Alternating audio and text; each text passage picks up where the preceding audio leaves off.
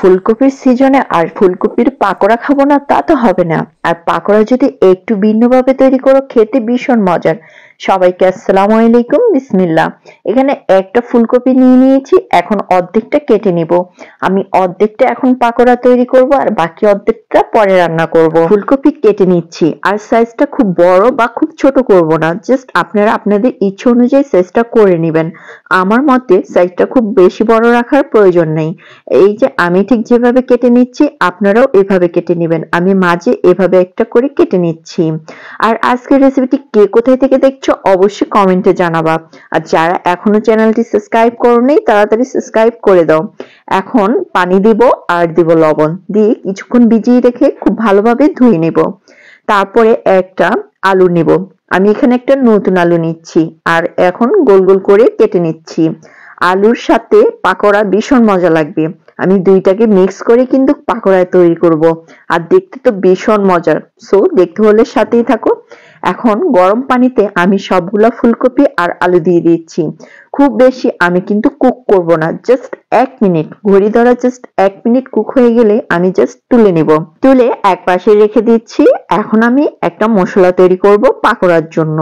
এখানে আমি দিয়ে দিচ্ছি ধনের গুঁড়া হাফ টিস্পুন, জিরার গুঁড়া হাফ টিস্পুন, হলুদের গুঁড়া হাফ টিস্পুন, চিলি ফ্লেক্স 1 টিস্পুনের মতো, লবণ দিয়ে দিচ্ছি স্বাদ মতো, তারপরে দিয়ে দিচ্ছি কালো জিরা। খুব ভালো করে এখন মিশিয়ে নিব।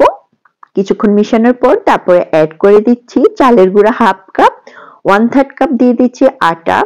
তারপরে খুব ভালোভাবে মিশ্রণটা মিশিয়ে নিব।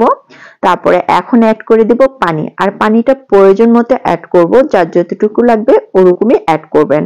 আর এটাকে খুব বেশি পাতলা করা যাবে না, এই যে এরকম। তারপরে দিয়ে দিচ্ছি রসুন বাটা হাফ টিস্পুন, আদা বাটা সামান্য একটু দিয়ে এখন কিছুক্ষণ এভাবে নেড়ে চেড়ে নিব। নেড়ে খুব ভালোভাবে মিশিয়ে নেব। তারপরে ফুলকপিগুলো দিচ্ছি। এখন ফুলকপির এপাশ ওপাশ খুব ভালোভাবে লাগিয়ে নিচ্ছি। আলুও দিয়ে দিচ্ছি। আমি এখানে একটা স্টিক দিয়ে তৈরি করছি। আপনারা চাইলে এটাকে এমনিতেও ভাজি করতে পারেন, কোনো সমস্যা নাই। আমি জাস্ট সৌন্দর্যের জন্য এই কাঠিটা ইউজ করতেছি। স্টিক গুলার মধ্যে এভাবে আমি ফোল্ড করে নিচ্ছি, দেখুন। আর এটা দেখতে অনেকটা একটু ভালো লাগবে, তো তাই খেতে একটু লোভনীয় লাগবে, সেই জন্য আমি এভাবে ভেজে নিচ্ছি। আপনারা চাইলে জাস্ট এভাবেই গরম তেলে দিয়ে দিতে পারেন। আমি এভাবে স্টিকটা সাজিয়ে নিচ্ছি।